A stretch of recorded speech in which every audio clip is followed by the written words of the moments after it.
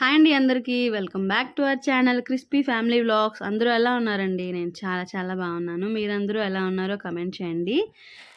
ఇది వినాయక చవితి రోజు వ్లాగ్ అండి. కాకపోతే నాకు పోస్ట్ చేయడానికి కొంచెం లేట్ అయింది. చిన్నోడికి ఒంట్లో బాగాలేదండి. అందుకని అప్లోడ్ చేయడం అవ్వలేదు. ఆ రోజు ఇగోండి ఎర్లీ మార్నింగే లేచి తోరణాలు అవి కట్టేసి వాకిలంతా శుభ్రం చేసుకొని ముగ్గది పెట్టేశాను. తర్వాత పత్రి అన్నీ కడిగేసి తెచ్చి ఒక పళ్ళెంలో పెట్టుకొని పూజ దగ్గర పెట్టేశాను. ఇంకా పళ్ళవి అమ్మ పాలవెల్లి కడుతున్నారు. నేనైతే వంట పని చూస్తున్నాను. ఇంకా చిన్నోడికి స్నానం అది చేపించేసి ఈయన ఫ్రెష్ అయ్యి వచ్చేసారు. పాలవెల్లి కట్టడానికి ఏటేటి కావాలో అన్నీ అరేంజ్ చేసుకుంటున్నారన్నమాట. ఎందుకంటే మాకు కట్టడానికి అనుకూలంగా లేదక్కడ.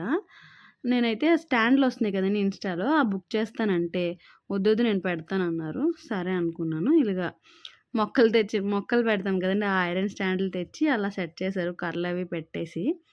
ఈ సంవత్సరం అయితే పూజ జరిగిపోయింది. కాకపోతే ఆ స్టాండ్ అయితే నెక్స్ట్ ఇయర్‌కైనా బుక్ చేస్తాను. చాలా బావుందది. అందరూ అదే పెట్టుకున్నారు. ఇగోండి ఈయన పూజ అయితే ఇలా కంప్లీట్ అయింది. సాయంత్రానికైతే నైవేద్యానికి సేమియా చేశానండి. కాకపోతే అది నాకు వీడియో అవ్వలేదు. ఎందుకంటే చుట్టాలొచ్చారు.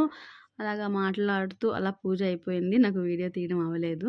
ఇంకా స్వామివారినైతే మట్టి గణపతి కదండీ! ఇంట్లోనే బాల్కనీలో గోలెల్లో అనిపేసుకోవచ్చు కదా! అలాగా. కాకపోతే నేను బాల్కనీలో కాదు గానీ, ఒక కొత్త బకెట్ తీసుకొని బకెట్ నిండుగా వాటర్ తీసి పసుపు, కుంకుమ, అక్షింతలు వేసి స్వామివారిని దింపేశాను.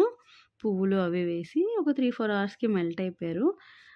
ఆ పై నీళ్ళన్నీ మొక్కల్లో వేసేసి మట్టి మాత్రం ఒక గోళంలోకి షిఫ్ట్ చేసి మొక్క వేస్తాను.